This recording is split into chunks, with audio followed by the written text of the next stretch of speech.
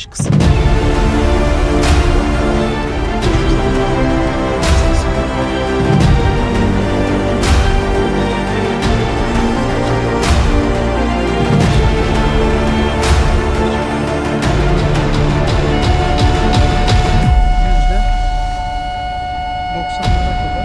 Grafiğimiz çıktı arkadaşlar. Yine harika bir nokta. Karşıda malzememizin olduğu noktada.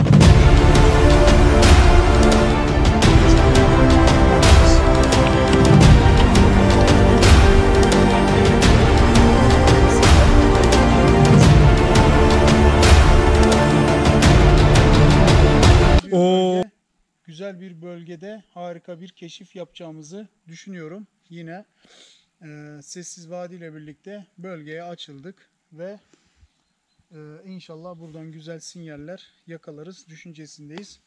İnşallah hepiniz afiyettesinizdir arkadaşlar. Şimdi burada olaya girmek gerekirse şu noktada arkadaşlar bir sinyal yakaladık. Şu alt taraflarda bir noktada bir sinyal yakaladık ama şöyle etrafı incelediğimiz zaman burada bir oturak taşı benzer bir kısım var arkadaşlar. Şu an üzerinde oturmuş olduğum kısım aynı bir oturak taşı gibi. Yani böyle bölgeye hakim bir noktaymış gibi algıladık ve buraya bir çıkalım dedik. Bakalım, etrafa bir bakalım. Karşımızda bir define kasası, bir işaret olur mu manasında şöyle bir çıktık, baktık. Ama ağaçlandığı için, etraf ağaçlandığı için şöyle etrafı şöyle bir turla gösterebilir misin? Şu an benim karşımda olan kısım arkadaşlar. Ağaçlandığı için pek bir şey göremedik. Sadece şu aşağıda su yatağı var arkadaşlar. Bir dere akıyor. Evet, bana doğru. Dere akıyorsa Sessiz Vadi ile de istişare yaptık. Dedik dere akıyorsa, su varsa doğru mu?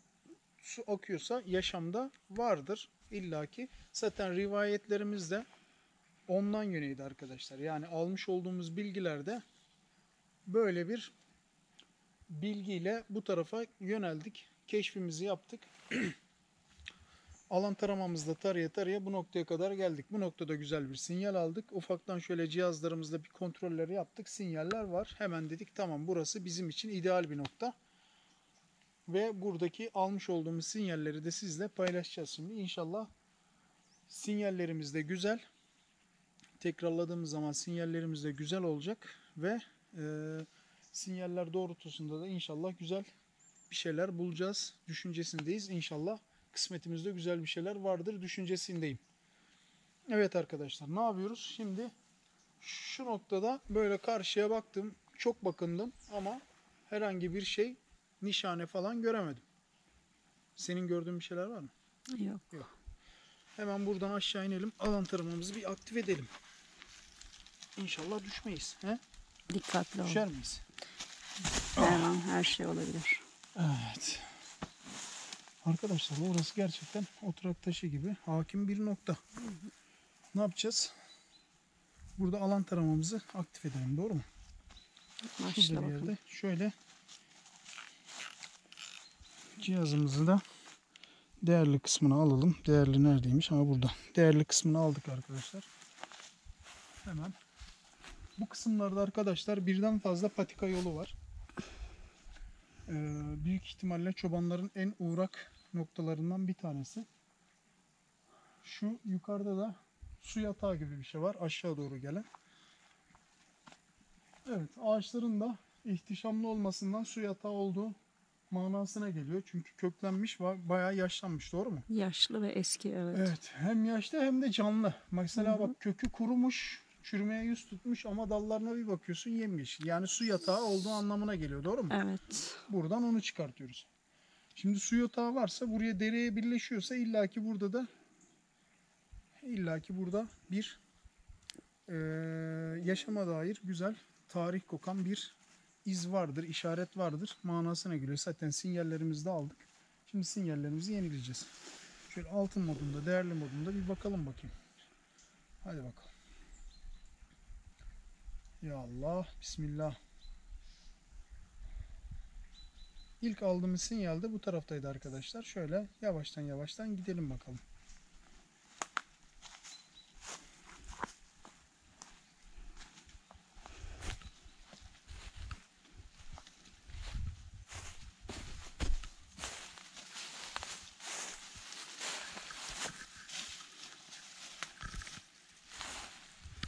Aynen öyle. Bak. Su yatağının olduğu kısımda hemen burada güzel bir nokta var.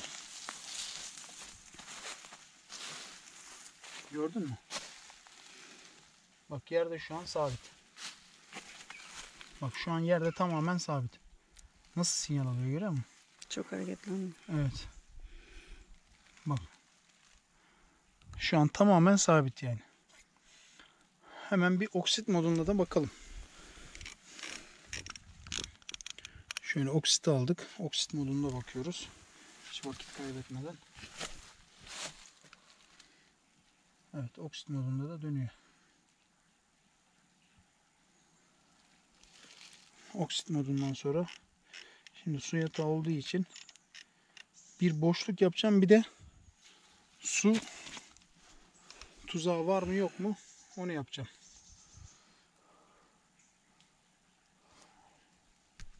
Boşluk varla yok arası arkadaşlar. Dönsem mi dönmesem mi kafasında. Şöyle iyice sabitledim yere. Bakın. Şu an yerde sabit. Bir de ne yapacaktık? Su tuzağına arkadaşlar bakacağız. Çünkü burada su yatakları olduğu için su tuzağı kurulmuş mu kurulmamış mı hep beraber görelim. Herhangi bir tepkime yok. Su tuzağı da büyük ihtimalle yok. Çünkü aşırı bir tepkime olması lazımdı. En sonunda mineral yapacağım. Şöyle göstereyim. Mineralde bakalım tepkimesi ne olacak.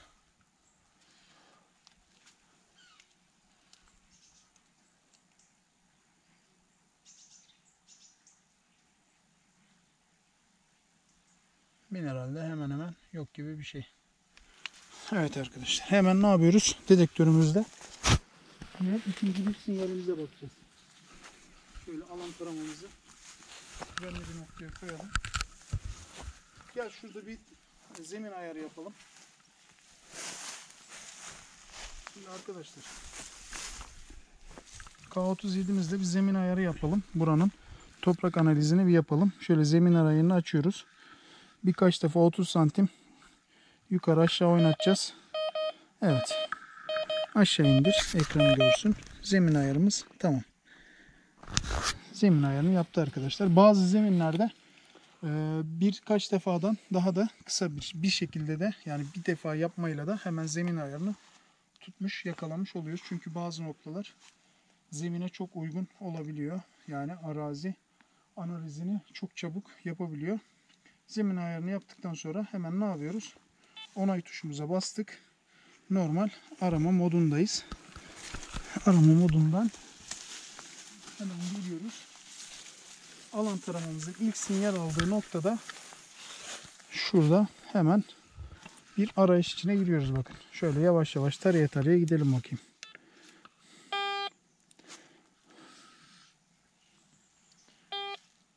Bakın.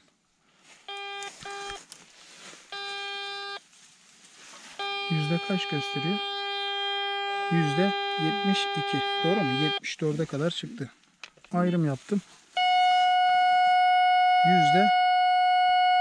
%90'lara kadar altın. Ayrımı kapattım. Zemin ayrımımızı da yaptık. Şimdi hemen ne yapıyoruz?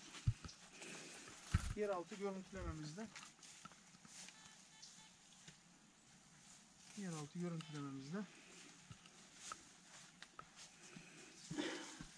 bir grafiksel şekil çıkaracağız arkadaşlar. Şöyle şeyimizi açalım.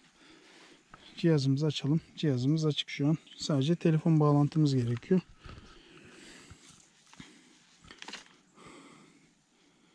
Tamam. Şöyle cihazımızı bağladık. Hemen ne yapıyoruz? 3B tarama dedik. Şöyle ufak çaplı arkadaşlar. 5'e 5 olmak kaydıyla buranın bir zemin ayarını yapacağız.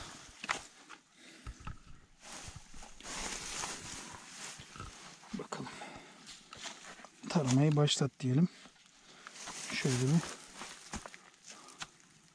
şuradan başlayalım. Ben o tarafa mı geçeyim? Olur, geç. Geç o tarafa. Kendini güvenli bir noktaya al.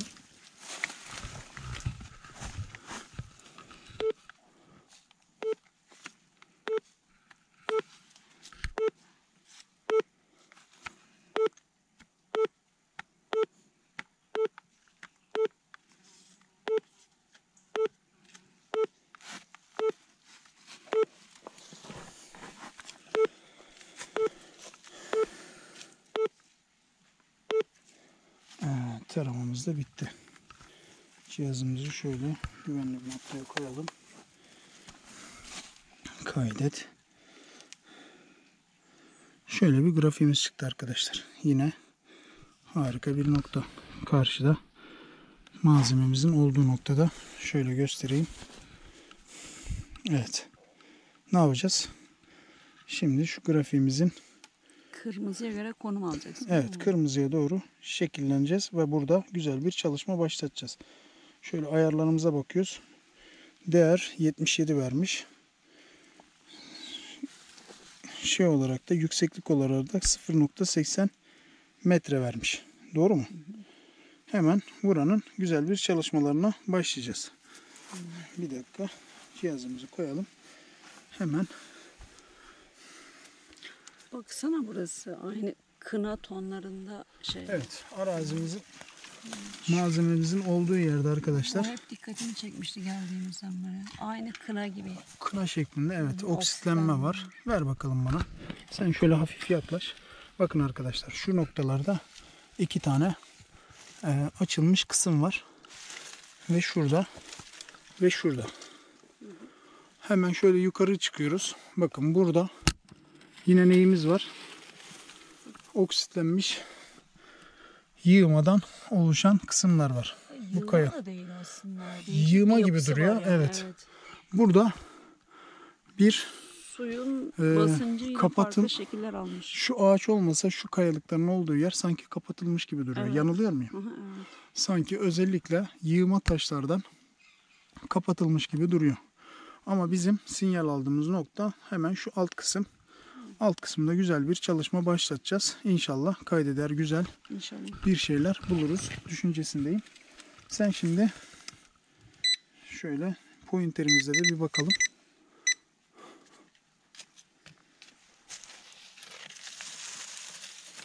Sinyal aldığımız noktalara şöyle bir dolaştıralım. Henüz yüzeye yakın değil galiba.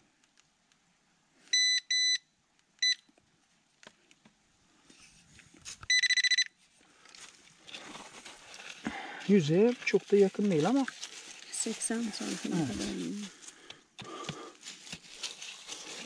şimdi açınca göreceğiz bakalım. Şu şöyle dursun. Ben bir eldivenlerle malzemelerimi alayım. Dedim. Acı değişik bir yapısı var.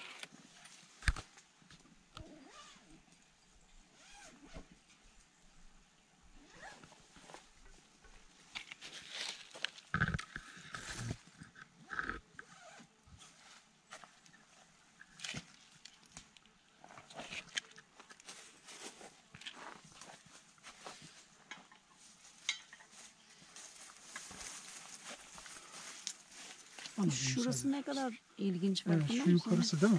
Benim de dikkatimi çok çekti ama çok yüksek olduğu için biraz da tehlike arz ettiği için Tehlike, çok tehlikeli hatta o biraz değil. tarafa çok yönelemedim. Bakın orada bir delik var arkadaşlar. Evet. Ağız kısmı kaya ile kapatılmış. Doğru mu? Evet. Gerçekten de farklı bir görüntüye sahip. Şöyle yaklaştı. Şunu ver, bana versene. Şimdi. Ayırt edici bir görüntüsü var. Ver bakalım biraz yaklaştıralım yukarı doğru. Bakalım. Orası çok ilginç. Aslında bakılabilse de. Şöyle bir kamerayı uzatabildiğim kadar uzatıyorum. Bakın arkadaşlar. Şu noktada gerçekten de kaydeder bir nokta mevcut. Sessiz Vadi'nin de söylediği gibi harika bir nokta. Sessiz vadi değilim ben. Evet.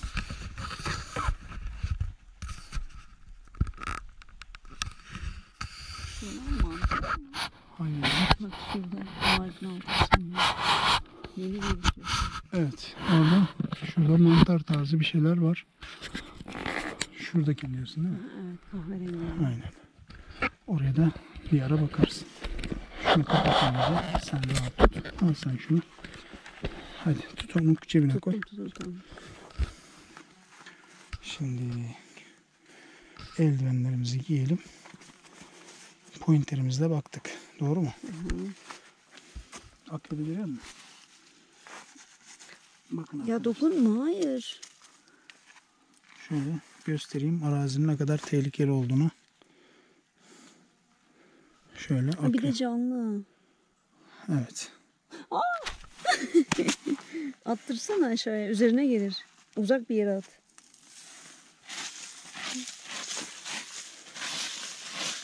Sen çok cesaretlisin ya. Ben senin kadar değilim.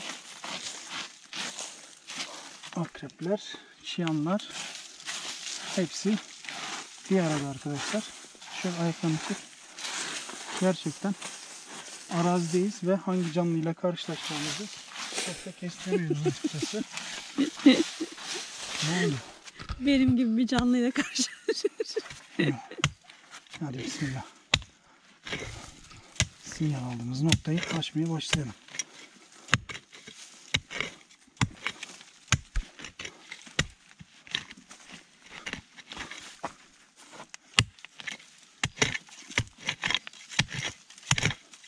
Bence çok sert vurma. Her an değerli bir şeye rastlarız. Evet. Ona da dikkat etmek lazım. Sen kendine dikkat Ama et. ben sıkıntıda değilim. İyi yani. Ben toprağa temas ettim mi daha iyi oluyorum. Dur bakayım şuraya kendime bir ayak yolu aç. Yani. Ha, Tutunabilecek kadar. hayata tutunmaya çalışıyor. Küçük Ebru. Yine mi akrep çıktı? Ha? Yine mi akrep çıktı? Ne çıktı? Akrep. Bak gel. Küp parçasını görüyor musun?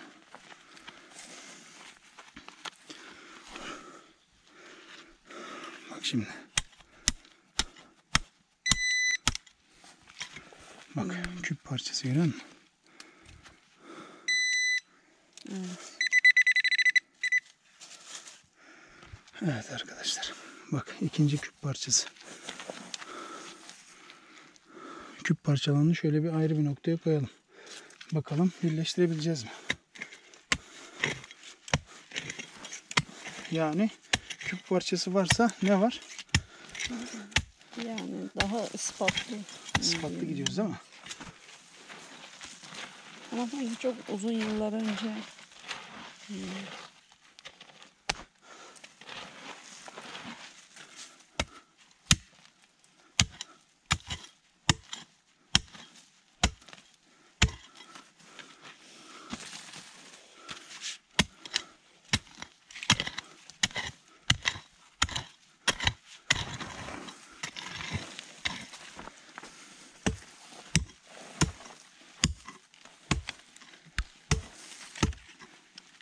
bana çarpacaksın. Hı? Onu kaldırınca bana çarpacaksın. Şurada bir taş var abi.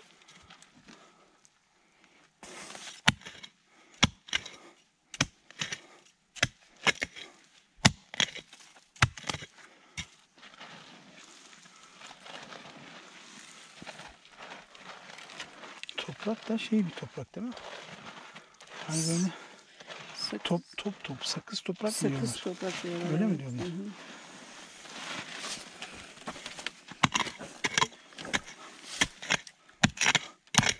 Bak burada bir taş var. Aradığımız taş olabilir mi? Olabilir. Kapak taşı. Olabilir değil mi? Yani bölge evet orası gözüküyor şeyde grafikte. Yani öyle o bölge gözüküyor. Ama o mu daha başka var mı? Onu bilemez.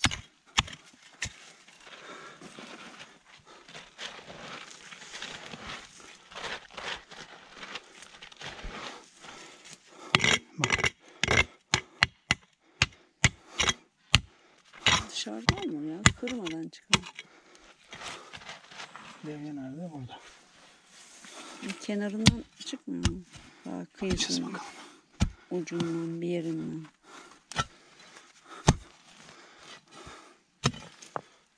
Yani çok da kendini parçalama iş yaparken. Çok yoruluyorsun. Yorulmadan, emek olmadan yemek olmuyor biliyorsun değil mi? Mutlaka ama Biz bunları açmazsak, gün yüzüne çıkarmazsak nasıl olacak? Hadi soruyorum sana.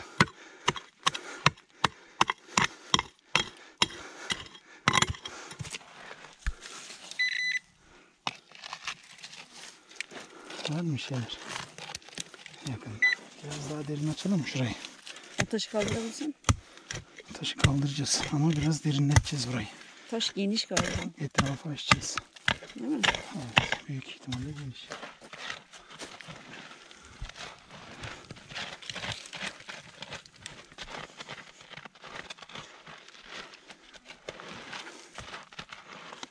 Cihazlar da çok ilginç değil mi? Yani taşın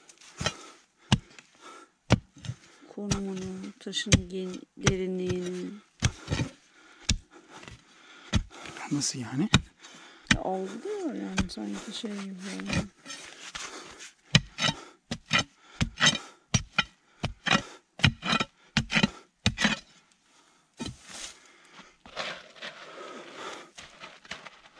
Özel yerleştirilmiş gibi bir şey duruyor burada baksana. Aynen öyle bak.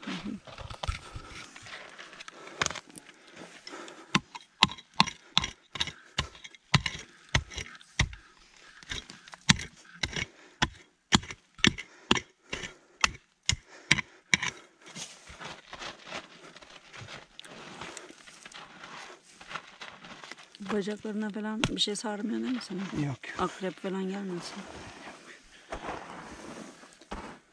Falan bir şey yok da. Taş çok büyük. Geniş bir şey var. Geniş bir şeye benziyor. Daha Daha şöyle geniş açıdan açacağız burayı herhalde.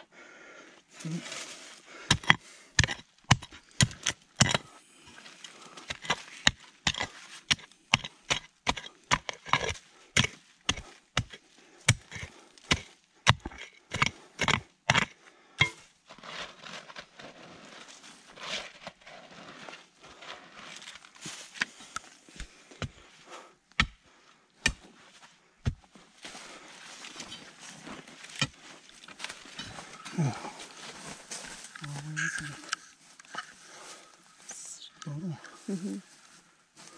sabah nasıldı şimdi nasıl? Evet, evet.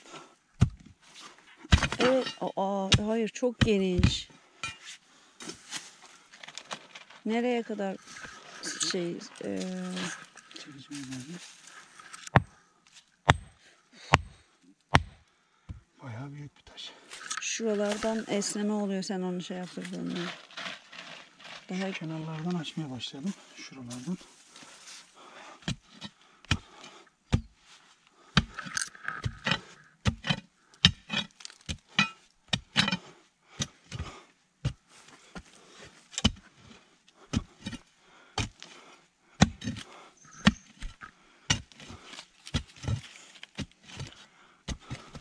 o iniyor mu aşağıya doğru?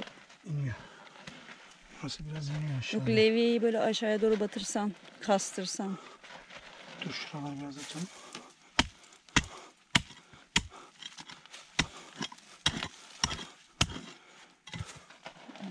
Zorlu bir çalışma. Çetin bir çalışma oldu diyelim. Evet.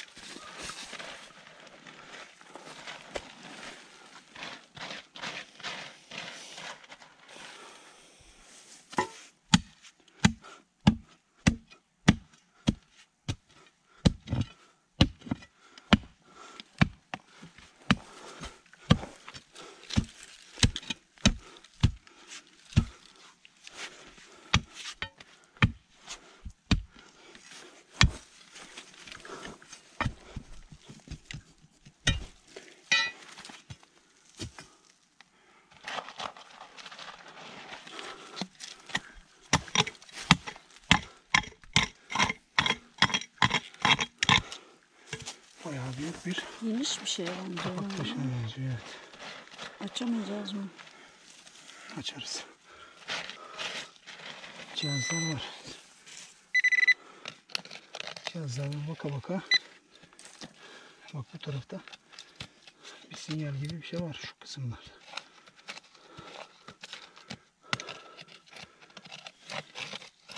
Isıs.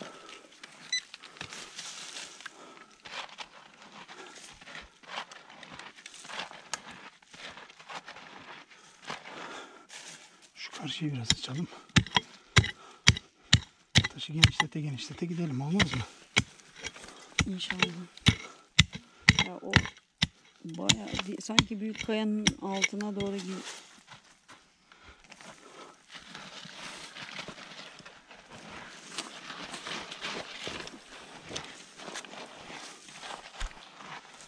Yanıltıcı kasa kapağı da olabilir, anladın mı? Mesela kasa kapağı buradadır. Sinyali buraya gösterir ama malzeme buralarda bir yerdedir. Yanıltıcı bir tılsım da oluşmuş olabilir yani. Öyle çok oluyor. Adam mesela şimdi sahipli malzemeler genelde su yataklarının olduğu noktadaki malzemeler çok çabuk sahipleniyor, tamam mı? Orada tılsım oluşma olayı daha fazla oluyor. Mesela birçok arkadaşım bana diyor ki ya sinyali diyor alıyoruz diyor, açıyoruz diyor. Bir şey yok diyor. Tekrar dedektörle bakıyoruz diyor. Bir diyor 50 santim diyor yanı tarafında diyor sinyal var diyor. Allah Allah. Evet. Yani öyle bir şey de olabilir. Çünkü burası bayağı bir esrarengiz bir nokta. Evet. Şimdi dedektörümüzle bir daha kontrol yaparız. Bakalım hangi noktada olduğunu net olarak da görürüz. Şeylerimiz neredeydi? Yaklaştır bak şuraya. Şu taşın şu oluklu kısmına yaklaştır. Görüyor musun? Bak aşağı doğru bir oluk var. Şurada. Şöyle öyle baksana. Tabii şurada. Şimdi ne yapacağız? Bu oluklu kısımdan kırabilirsek kıracağız. Kıramazsak bir de dedektörümüzle tekrar kontrollerimizi sağlayalım burada. Dedektörümüzle bakalım. Anlaştık mı? Evet. Çünkü taş bayağı büyük. Geniş gibi duruyor.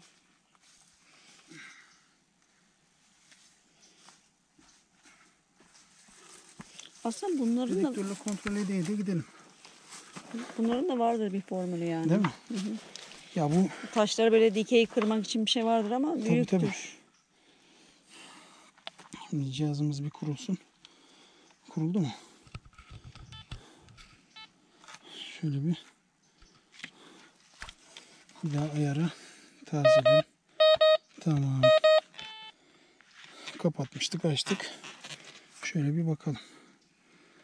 Bak, gördün mü? Allah Allah. Bak, ben sana ne dedim? Bak, açtığımız noktayı görüyor musun? Hiçbir şey yok. Sinyal yok. Ama az önce vardı. Bak, hiçbir sinyal yok. Bak, çekiyorum kenara. Gördün mü? Bak, sinyal nasıl kaçıyor görüyor musun? Bak, bütün cihazlarla da baktık. Evet. Görüyor musun? Sinyal kaçıyor bak. Açtığımız yerden yan tarafa kaçmış. Bak. Ne yapacağız? Şimdi şu tarafa doğru bir çalışma Tekrar mı? devam ettireceğiz. Aynen. Bak şu kısmı biraz daha açacağız. Kasa kapağımız belki meydana çıkacak. Şu kısımda. Bu kısmı mı? Aynen. Bak şeyin oksitin olduğu kısımda. O Anladın taraftan mı? geliyor zaten. Şuralardan Oksitin bir olduğu yerden kısımdan şu tarafa doğru bir sinyal geldi. Bence zaten sen kendine dikkat et. o renk daha belirgin bir işaret bence. Şuraya. Bak bu tarafta değil mi? Evet. Sinyal. Hadi bakalım bismillah. Çünkü diğer oksit tonlarından çok farklı bir ton o. Değil mi?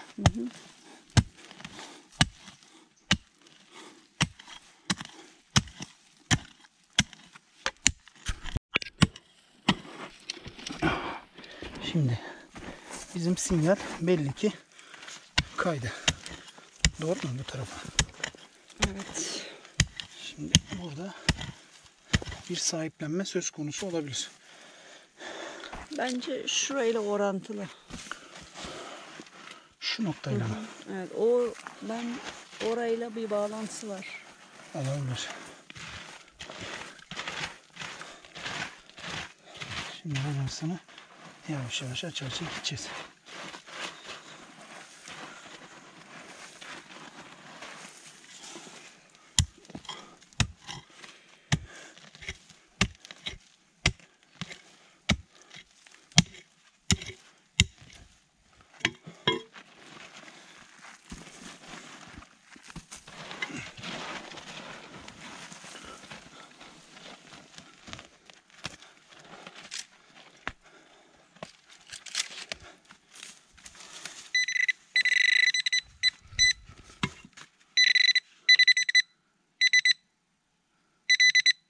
Görüyor musun? Tam oranın paraleline kalıyor zaten. Evet. Bak sinyalin kaydığı noktada yakaladık.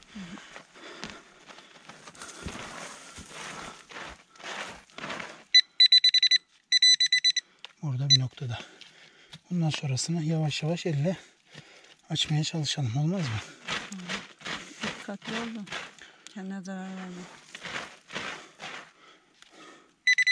Bak şurada. Yaklaş bak şurada ötüyor.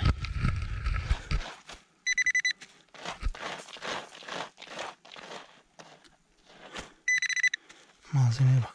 Aa, Gördün mü? evet. Değil mi? Yavaş ol. Bak malzemeye bak. Taş değil mi o? Değil. Aa, Gördün mü? o kadar, Oo. o kadar uğraştık ya. Oo, şuna bak. Evet. Bak malzemeye bak malzemeye. Ya. Ben taş zannettim ilk etapta. Anam. Şuna bak. Başka şey var mı? Ha. Bence burada bir şeyler vardır. Var. Çünkü o taşı açamıyoruz ya. Evet. Burada sahiplenilmiş. Gel bakayım şimdi. Şu noktaya gel. Ya ben çok kayıyorum çünkü Tamam, o şöyle. yüzden. Şöyle dursam olur mu? Olur. Biraz geriye git. Tamam. Şurada açalım. Tamam sen.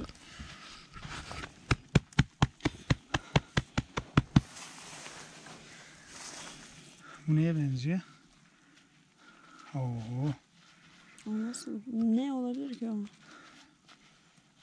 Baksana ya. Sandık. Sanırım Değil mi? galiba. Aa.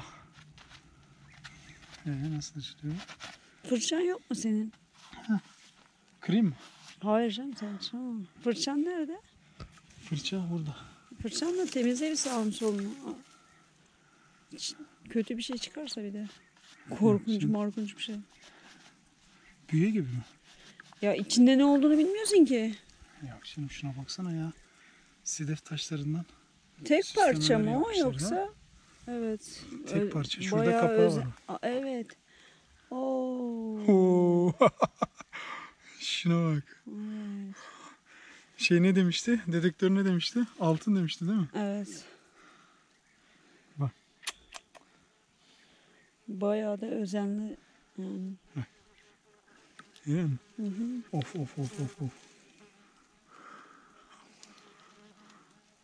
Sert Harika. bir şey yok mu elinde? Onunla böyle Alacağımdır. çıkartırsan onları. Şu paralarımızı bir açalım şöyle. Oo. Harbi diyorum. Oo, Osmanlı dönemi. Dönemden bahsetmeyecektik. Çıkan malzeme Osmanlı dönemindenmiş. Su Arkadaşlar, yatağı olduğu belli. medeniyetimiz belli oldu. Osmanlı dönemine ait güzel bir sanduka bulduk arkadaşlar.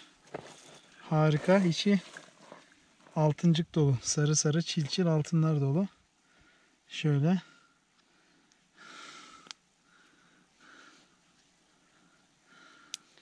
Bunları nasıl Görüyor musun? öğrenebiliriz? Ha? Bunların şeyini nasıl öğrenebiliriz de geçerliliğin değerini? Bunların geçerliliği 3 aşağı 5 yukarı belli. Götüreceğiz, teslim edeceğiz. Onlar değerini %40'ını bize teslim edecekler. Görüyor musun? Hepsi de çil altın vallahi. Çok Bazıları- uzun zaman alıyor ama yani. Bazıları işlenmiş, bazıları işlenmemiş saf altın. Bak şunlar işlenmiş, paraya çevrilmiş. Büyük ihtimalle Abdülmecit zamanından günümüze ulaşan değerli bir hazine. Bak, çünkü Reşadiye altını var. Bunlar matbaada para şekline basılmış. Biliyorsun, altın paraları ilk dönem Abdülmecit diye hatırlıyorum ben, yanlış mı? Ben öyle hatırlıyorum. Abdülmecit Benim zamanında tarih bilgim rahatsızlıktan sonra tamamen sıfırlandı. Abdülmecit ve Abdülhamit döneminde altın paralar Reşadiye şeklinde basıldığına dair bir bilgiye sahibim ben, ama bilmiyorum. Reşadiye Tokat'ın bir ilçesi değil mi? Reşadiye değil, Reşat. Reşat olarak diyeceğim ya, Reşadiye Şimdi diye anladım. olarak. Hani Acaba diyorum kelimeyi yuvarlama adına. Ya sen Tokat'la de bir alakası mı var diye ben de yani 2, 4, 5, 6, 7, 8, Reşat altın 9, diyorlar değil mi? Toplumda da 10, var böyle bir kelime. 11. 11 tane Reşat altınımız. Şöyle. Benim düğünümdeki takılardan çok bunlar.